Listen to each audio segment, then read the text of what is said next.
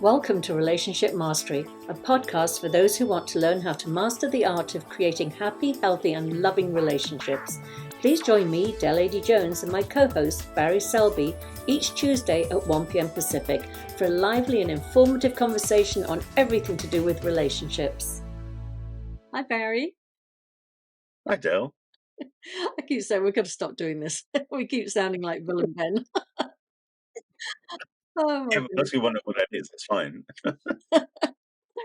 Well, I just want to let you know that we got a request for a show, and Mhm. that they listened to the show what we did on narcissism, but they had a question about uh, mostly when I described narcissism the last time, I was describing the overt narcissist, the classic ones we Yeah. know, and we only have to look to some famous people in politics to know what I mean by that. There was the classic sort of yeah, exactly. Those were well, I'm talking about either party. Everything goes on. It's the same with, we talked about the increase in narcissism with social media and things like that. So the classic things that we think are narcissistic are that grandiosity, I'm superior, I'm better than you, the flashy, the, all about appearances and money and power and wealth. But Mhm. there is this other side, and some of them have a crossover. But the other side is the covert narcissist, and those are the ones that are trickier to spot. And Yes, indeed. certainly in my case, they're the ones I fell for. The ones that were sort of woe is me. I've suffered so much, and but what we don't realize is that they still think they're special. They think they've suffered more than any other people, like their Right. suffering is worse than. So there's still that focus on the self.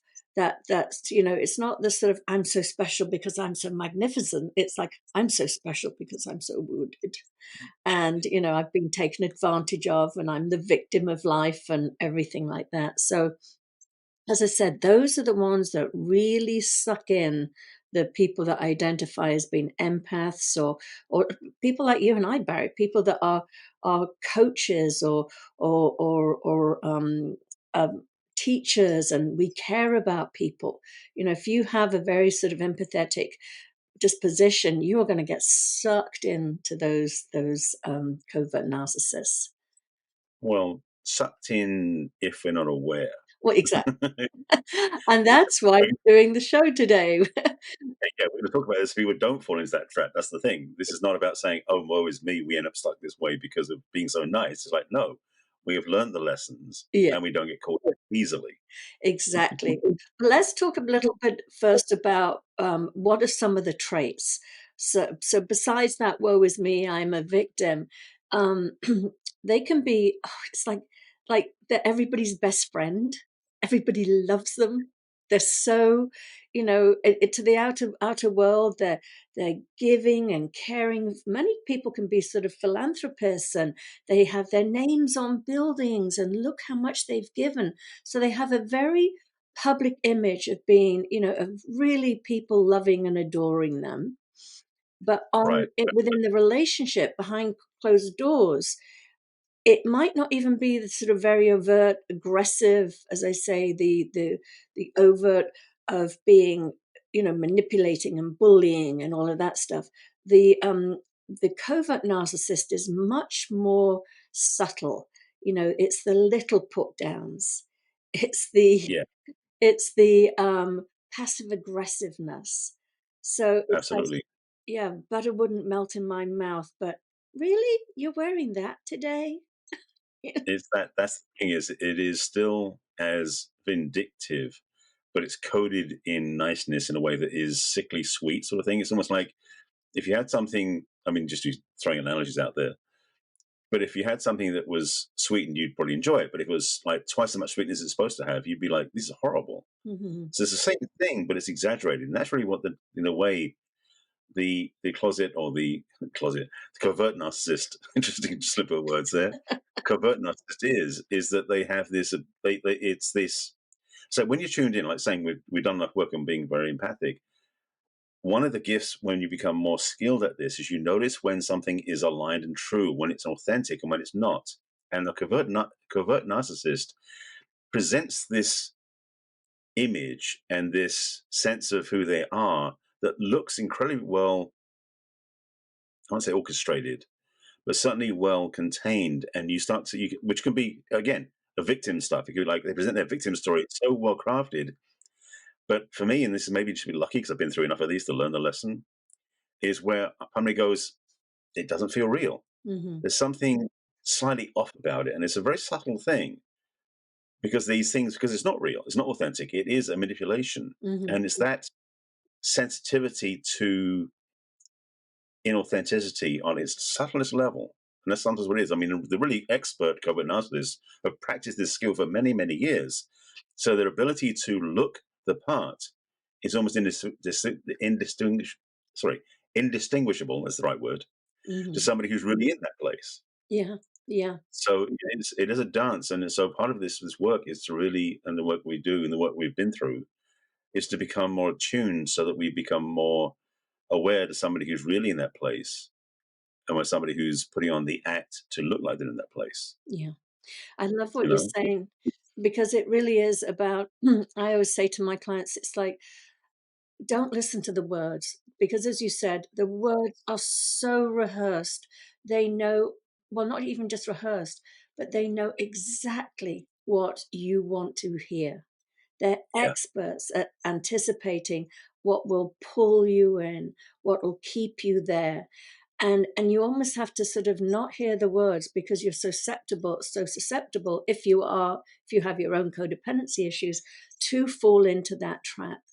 Mhm. Especially when they sort of, they express their vulnerability or they express their feelings of inadequacy. It brings out that nurturing that, or even when they have a, really active addiction. I mean, when they're full throws in their addiction and you stay because you've been told they need you, and that pulling in and that pulling in. But I love what you said about it doesn't feel right. We know when we're being manipulated. We Yeah. just do. And just trust that inner wisdom that we all have, that inner guide that's our sort of body's of a way of alerting us and saying, don't fall for the trap. Don't fall the so your instincts are saying this doesn't feel right. And again, the backhanded compliments, the ones that it's so funny. It's like it's the compliment, but there's that backhanded quality to it, and then you feel hurt by it, and then they're like, "What's wrong with you? It was a compliment, but your body knows it wasn't a compliment. It really was Hmm. a put down in disguise. It was something to belittle you." That's the thing. It's almost like having like one side of the glove is like smooth and velvet, and the other side has got spiky thorns on it. It's that sort of energetic. Yeah. And the thing is that for those people who've been through this, especially if they've been through a primary relationship where this was a pattern that showed up more than once, this is this is unfortunately the journey. But on the other side of that is the learning opportunity, because the thing is, yes, you've been through that experience, but the things, if it don't happen again, look back at what happened and be very discerning about where you ignored certain things, because the other part is their manipulation can have us tend to ignore our own instincts. We can actually suppress that intuition. It will suppress our body wisdom. It will suppress all those things because they're more convincing than we are to ourselves. So to take a moment when you're out of a relationship and look back at your past ones where this happened is where you really want to dissect or look at where you really gave away your own power or gave away your own autonomy to their manipulation, because that's the teaching that you'll get the value from, so you can not fall for that trap again. Yeah, Because that's the exactly. thing because that's the thing we have this track record, so to speak, this experience we've had in relationships, good, bad, or indifferent. And if that pattern has been showing up, it's up to us to choose differently going forward. So we got to recognize what that pattern feels like at the beginning. Like go back to the beginning and see, okay, how did you fall in the first place? Because clearly, where they were acting at the beginning is not the way they were acting at the end of the relationship. Their manipulation got more overt and more invasive or I was going to say inflictive. No, it's not a word. I know. Anyway, that feeling of being just, it was much more painful. Mm-hmm. And so the choice now is to go back and say, okay, how did you get there? How do you end up in that place? Because yeah, you'll know when you're there, but you don't want to go through that pain to get to that point again. You want to go back to the beginning and say, okay, what were the symptoms at the beginning? What were the subtleties I didn't see? What did I ignore that led me down that path where I just fell into the trap? Yeah, and it's even more than that. It's even further back. It's like it's what makes me vulnerable to that manipulation. Yes. It's I mean that's what it was for me. I grew up without a sense of entitlement. So, Yeah. Hmm. as I said, I was, I was the people pleaser, used to putting other people's needs ahead of my own constantly. So if somebody did, you know, have this sort of woe is me, I was a sucker for it because it was like, oh, I know how to I know how to make you feel better. That's my job. Right. My job is to Yep. take care of you, and at my own expense. So it's not just even the size because it really can take a while for some people to recognize. I I know people personally, and I certainly with the people I work with that they keep saying, but everybody loves him or everybody loves her. They think they're Yeah. so great, but they don't understand what it feels like being in the relationship. Because often what you do is you find yourself doing things you don't want to do, not because you feel bullied and dominated, but you're coerced. There's a coercion Yeah. going on there. You almost feel indebted to them somehow. Yeah, or that you have to, even as Yeah. they have sort of the boundaries of like, um, "Let's do this, it's so fun," and you're going, "No, I don't like, skydiving." "No, no, you will like it, you have to like it. You can't disappoint me."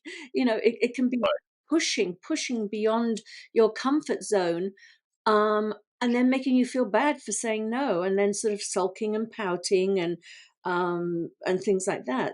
There's still, as I say, it's still that narcissistic tendency of it's all about me.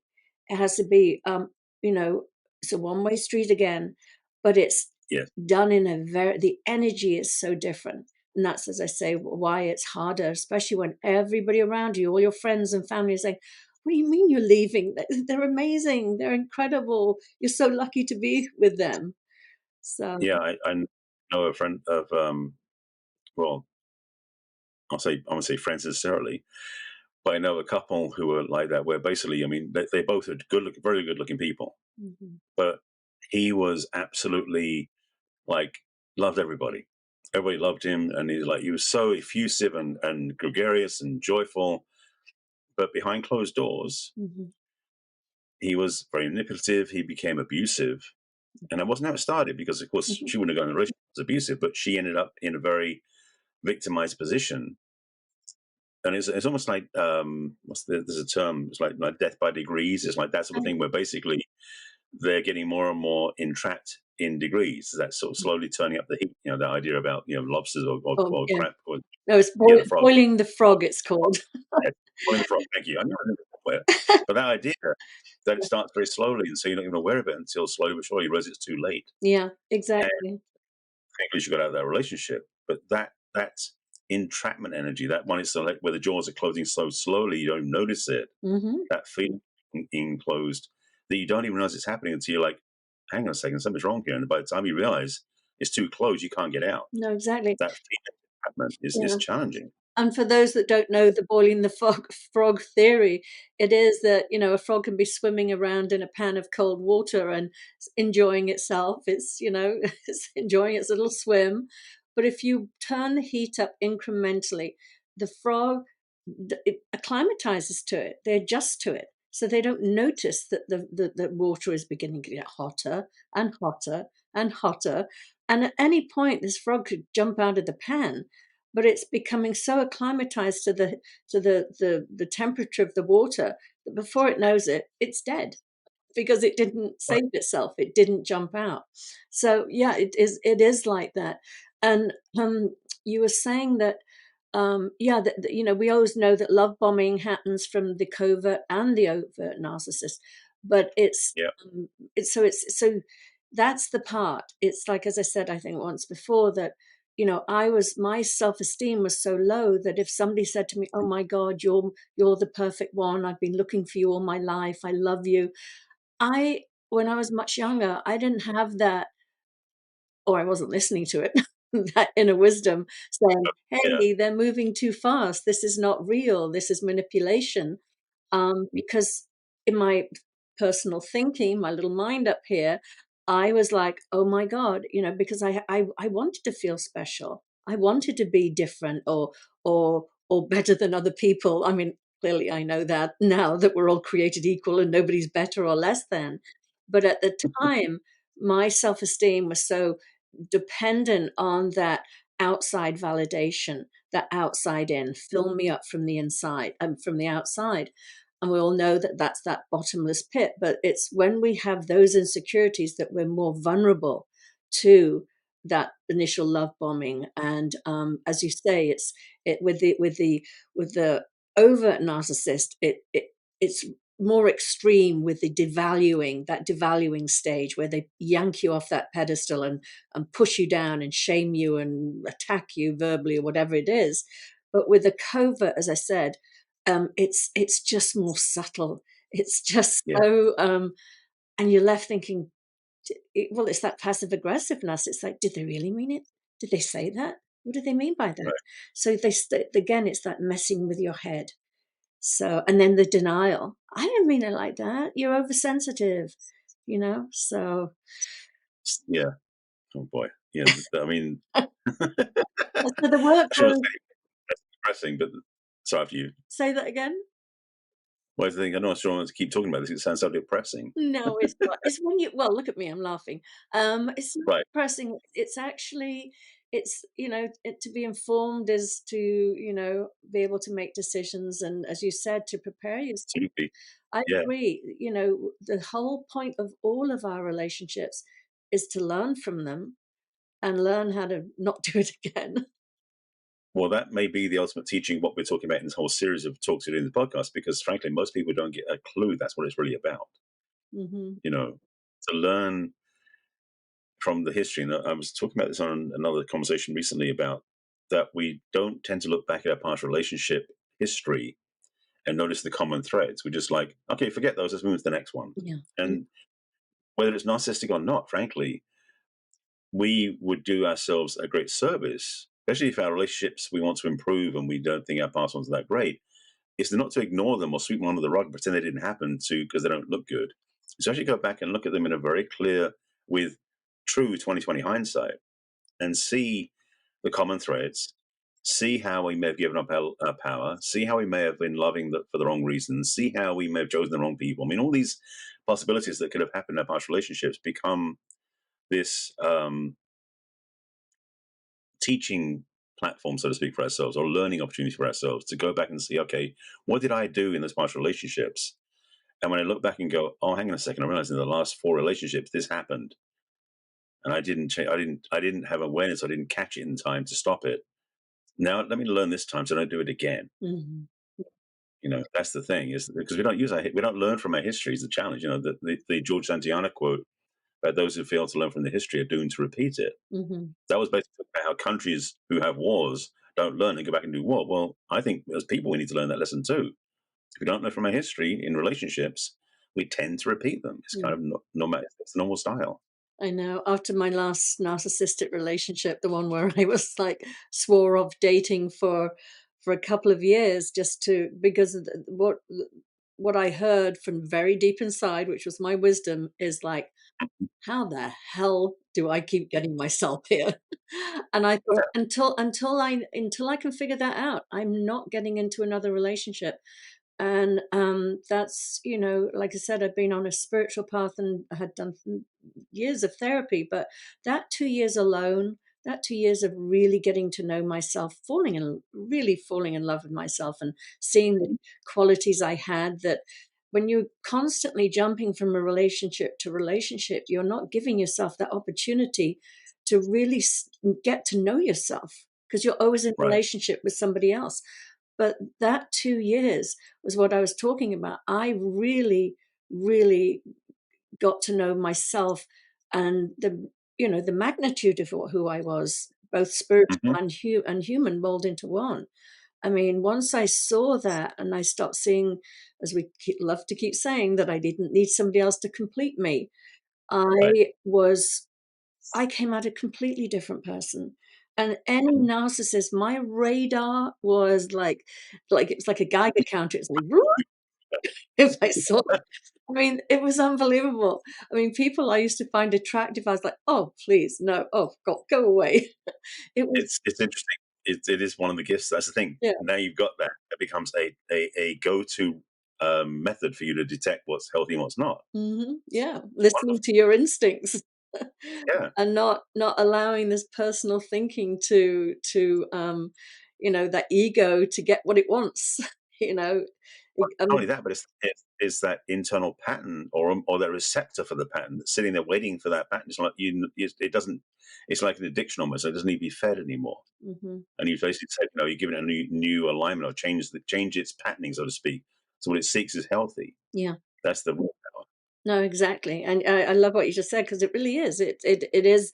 It's an addiction. It's not loving for the sake of loving. It's not healthy love. It is an addictive quality to it. There's a um But I mean, like I said, anybody that stays in a relationship that's not nurturing and loving and supportive, and it tears you down and it wears you out and it makes you think you're going crazy, and you stay in that pattern, that is addictive love. And I first put my hand up Yes, and say I was 100% in what I called love, but it was codependent love. It was addictive love. Um, absolutely. yeah. So. I mean, I had my own patterns. Pleased by my own patterns too. And the thing is, I would suggest that everybody, especially those watching their podcast, listen to our podcast, are absolutely running patterns in their past relationships that we're not even aware of. Mhm. My pattern, in the sense that I had a different path that I followed, but the same thing occurred where I repeated the same thing again and again until I figured out what I was doing to um, cut myself off at the knees, so to speak, in terms of choice that I was making. Mhm. I wasn't my highest good. I was settling or choosing something that fit a convenient or a comfortable addiction Mhm. in a way. So yeah. Barry, tell me more. I Well, wanna we, hear more about your addictive patterns. well, Or is that another show? Should we save that one for next time? yeah, because it wasn't necessarily it wasn't under the umbrella of covert narcissism, but Exactly. it's We'll save that. I'm gonna put a pin in that and come back to it. I appreciate that, and it'll tempt the audience to tune in for another episode. Exactly. So, but going back to the covert narcissist, I asked you weeks ago. I said to you, did you know because you identified as being codependent, and I said to Hmm. you, have you ever drawn in narcissistic partners? And you said no, that you were lucky enough to avoid that. But now we're talking about covert narcissists, and they're not that big. Would you Yeah, say that maybe you've had some not so near misses with some of them those types? some drive-bys. Yeah. Uh, No, a pit stop, not a drive-by. You actually stopped for a while and engaged with them. I- I'm just looking back at past relationships, and definitely there are some that I could view through the lens of being covert Yeah. narcissists. But also, I mean, one quick sidebar, and let me say it this way. Um, I'm not having shared it in a podcast yet. Back in the late '80s, I was taking seminars and teachings back then. So I first started in the personal development field, and in one of the seminars, one of the advanced seminars, we did this process on feedback. And one of the guys in the seminar gave me feedback, calling me a white knight. Mhm. And I had basically the day before that, in a day when we stretched and did unusual things, I wore a white tux, which I mean, wearing white wasn't even though I'm wearing a white shirt now. Mhm. But back then, wearing all white was so exposing to me. I couldn't be that vulnerable. It wasn't something I was safe in. But in that journey, I got to be comfortable, and that's why I put on a white tux to stand in my new expression, so to speak. Mhm. And so the guy next day called me a white knight because also the English accent stuck with him. And when we went out after the weekend event, and in the parking lot, my car was there. We had to be a white car. I said, "Perfect, you got a white stallion to be a white knight." Mhm. And so I ended up getting the license plate on my car. I said, "Well, I'm gonna claim that. I'm taking on white knight. Yeah, I sound very like proud of that." Mhm. Well, my journey the next few years, every single woman it seemed like that I dated or went out with or even socialized with was a damsel in distress. Mm-hmm. So I was basically, by default, moving into the savior consciousness, being the knight in shining armor, saving the damsel in distress, that Mm-hmm. that archetype. And I know now in hindsight, not at the time, but I know in hindsight, looking back, that some of those women I was definitely saving had put themselves in that role to be saved. Yeah. They weren't really in dire circumstances, but they manipulated their situation. They manipulated me into believing they were needing saving, being helped, being saved. Mm-hmm. And every white night, I didn't stand up for myself, as funny as it sounds. I didn't own my own authority and autonomy. So when I was in a relationship with them, they would chip away at my armor. Yeah. You know, they would energetically, emotionally, and verbally chip away at my shininess. To be joking in that sense, but that's what it was. Mm-hmm. So looking back, I would say, yes, I definitely had a period of time where I was dealing with that sort of behavior, not all the time, Mm-hmm. because I was simply writing to save damsels after damsel after damsel. But some of those were definitely in the camp of covert narcissistic behavior, because I can see the patterns back then Mm-hmm. so clear. I can see the patterns from now looking back then Yeah. so clearly, and definitely had that experience a little bit. Yes. So to answer your question, yes, covert narcissism have been in some of the dating relationships I had in the past. Yeah. Yeah, it's I would say, because a lot of people used to think that it was just men that were narcissists, or the majority of Right. narcissists were women. I Absolutely. mean, men, sorry. And no, it Yes. goes both ways. But I would say when it comes to the women, they're probably, most of them are probably the covert narcissist as opposed to the overt narcissist. Oh yeah. It I is. think that's true. Yeah. And so it's easier, and especially if, I mean, I'm sure that, obviously you've done your work besides having your car stolen by the universe. So you didn't keep announcing Yes. that you were this That's right. knight in shining armor.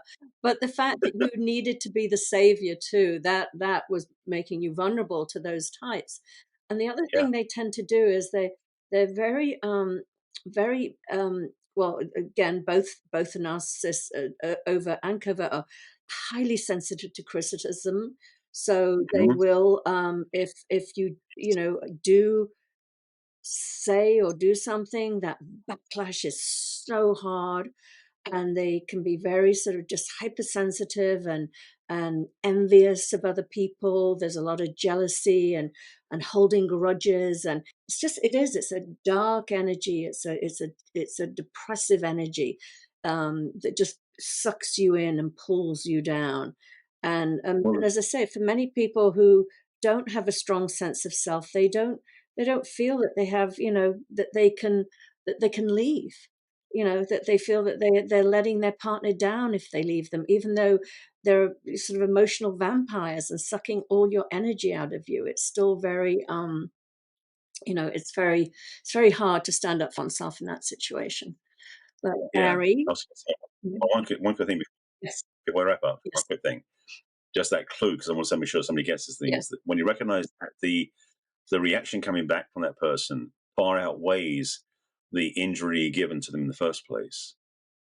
Especially for those who are listening, if this is something you experience and notice the person who you're with, when you said something that was maybe critical or negative, that you realize wasn't that big a deal, but their reaction made it such a big deal in the response to, or should say, in vitriolic reaction to what you said.